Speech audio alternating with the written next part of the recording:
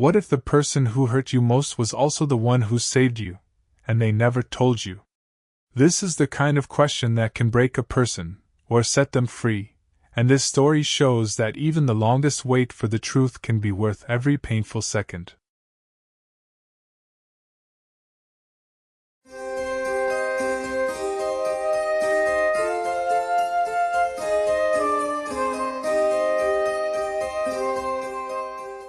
Eleanor Wickham had exactly 1 week to find a new writer or lose the show entirely. It was October 1956.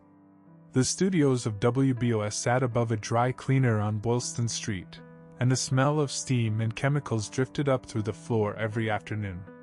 Eleanor had worked there for 9 years.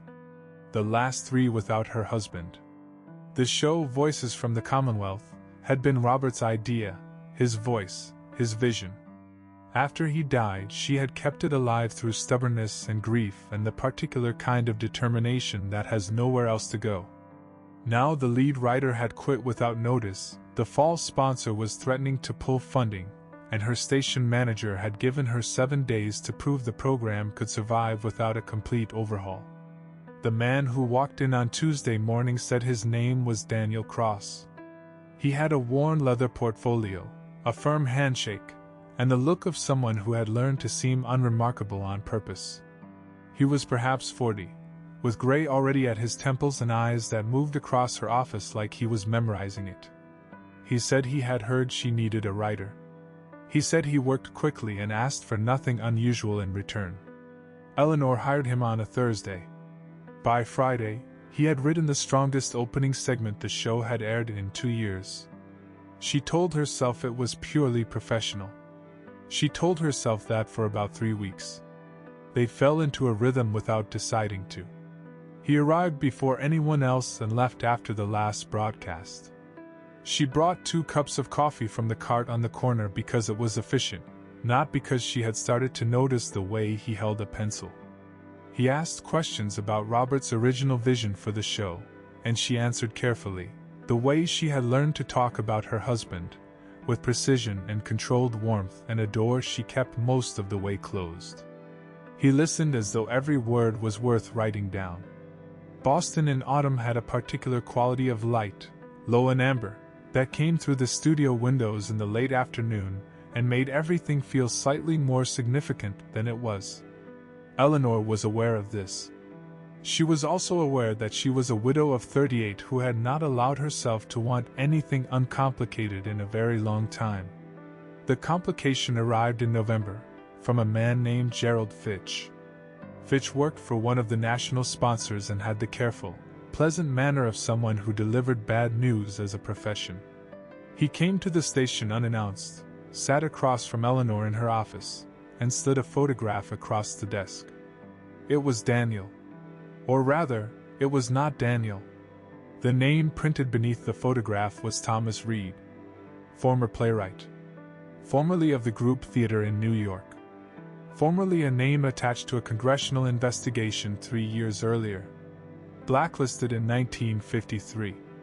Fitch said the sponsor could not be associated with anyone on that list. He said Eleanor had until the end of the month to resolve the situation.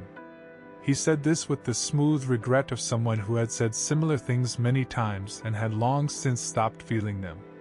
After he left, Eleanor sat in her office for a very long time. She did not go to Thomas immediately. She was not that kind of person. She went home instead, to the small apartment she had kept since Robert died, and she pulled out the box she kept at the back of the closet. It contained the things she had never been able to organize or throw away. Letters, programs, a review from the Globe, and at the bottom, a transcript she had kept because she could not explain why. It was from a radio broadcast, not hers. A late-night program she had stumbled upon 6 weeks after Robert's death, when she could not sleep and had turned on the radio without expecting anything. The broadcast was a reading.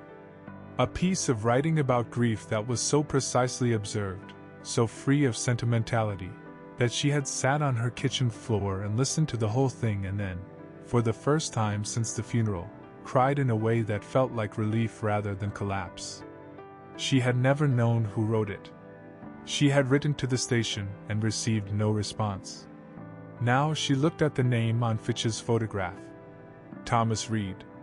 She looked at the date on the transcript. February 1954. 3 months after Thomas Reed had been blacklisted, when he would have been writing under any name that kept him working. She understood immediately.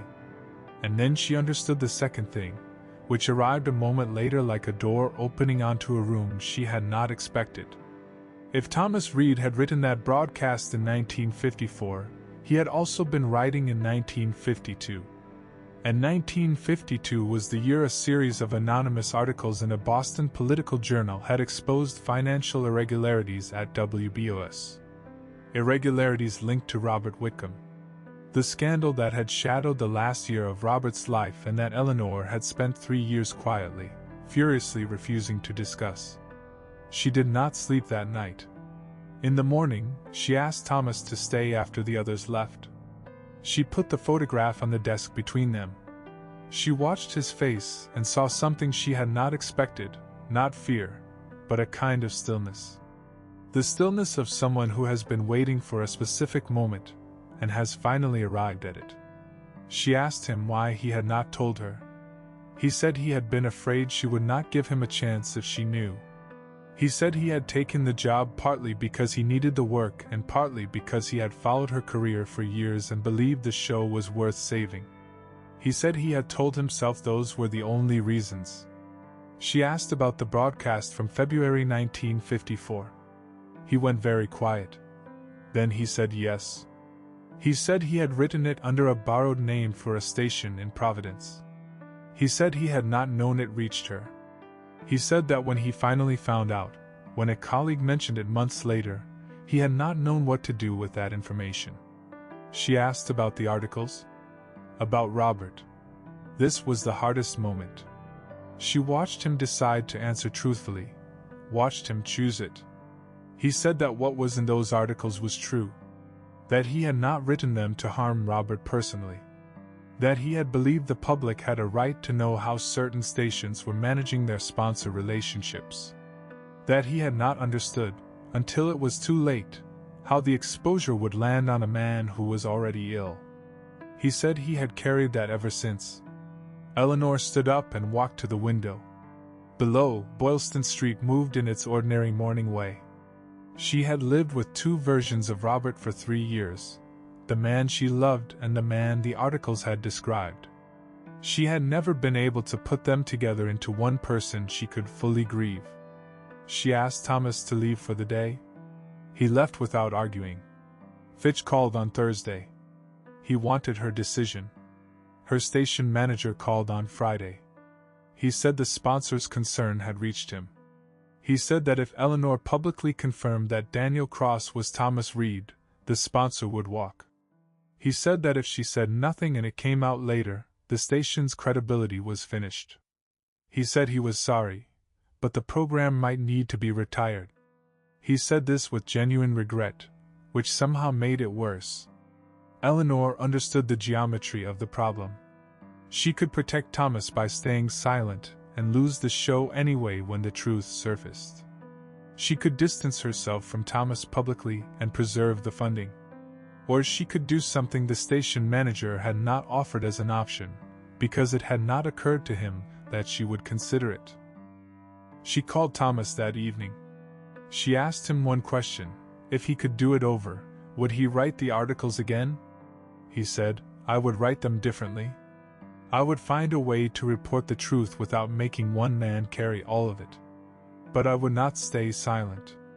"No," she said. "Good. Because I need you to be someone I can respect." On Monday morning, Eleanor Whitcomb walked into her station manager's office and handed him a press release she had written herself over the weekend. It announced that Voices from the Commonwealth would be relaunching in January with a new format. It listed the producer as Eleanor Whitcomb. It listed the head writer as Thomas Reed, with a brief note explaining his background in theater and his commitment to public interest broadcasting. His real name, in print, attached to her program. The station manager read it twice. He said she understood this would cost them the current sponsor. She said yes. He said she understood it might cost them others. She said she understood. He looked at her for a long moment, and then said he would need to make some calls. The sponsor withdrew that afternoon. 3 days later, a different sponsor called. A regional educational foundation that had been looking for a program aligned with its values. They had seen the announcement. They were interested. Eleanor did not tell Thomas about the sponsor call until it was confirmed. When she did, they were in the studio after a late session, the city quiet outside, the amber light long gone, and the room lit only by the overhead bulb above the mixing board. He said he did not know what he had done to deserve this. She said he had written her back to herself on a night when she had almost stopped trying. She said that did not cancel out the rest of it, and that they would probably need a long time to work through the rest of it. But it was where she had decided to start. He did not move toward her. He was, she had come to understand, a man who had spent years learning not to presume. She crossed the distance herself. She put her hand against his face, just for a moment, and felt him exhale like someone setting down something very heavy. Voices from the Commonwealth relaunched on the 2nd of January, 1957. The new format opened each episode with a personal essay, followed by a reported piece, followed by a brief commentary from Eleanor herself. The listing in the Globe named her as producer and Thomas Reed as writer. It was the first time his real name had appeared in print in 4 years. The response was not immediate. These things never are. But by March, the program had found its audience again. Not the same audience. A larger one. Thomas moved his things into the studio properly. He had a desk now instead of a folding chair. Eleanor stopped bringing 2 cups of coffee from the corner cart because he had started bringing them instead, and she had decided to let him. She had not forgotten what he had done. She did not think she was supposed to. But she had come to believe that grief is not the same as a verdict, and that Robert deserved to be remembered fully, and that she deserved to keep building something with her own name on it. On a Wednesday evening in April, they walked out of the studio together and stood on the pavement on Boylston Street. The air smelled like rain and early spring, and the city was doing what it always does, moving forward without asking anyone's permission. Thomas said he had a question he had been meaning to ask for months. She said she had a feeling she knew what it was. He said he doubted that. She said, "Dinner, Thomas?" The answer is yes. He laughed.